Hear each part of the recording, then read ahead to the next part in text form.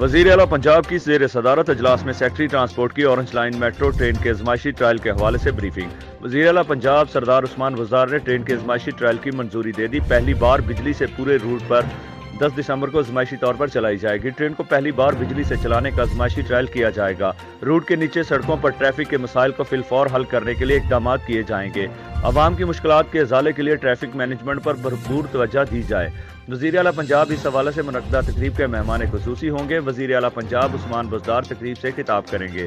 چینی کمپنی سے آر نورنکو، چینی کونسل جنرل، صوبائی وزراء اور اراکین اسمبلی بھی تقریب میں شرکت کریں گے۔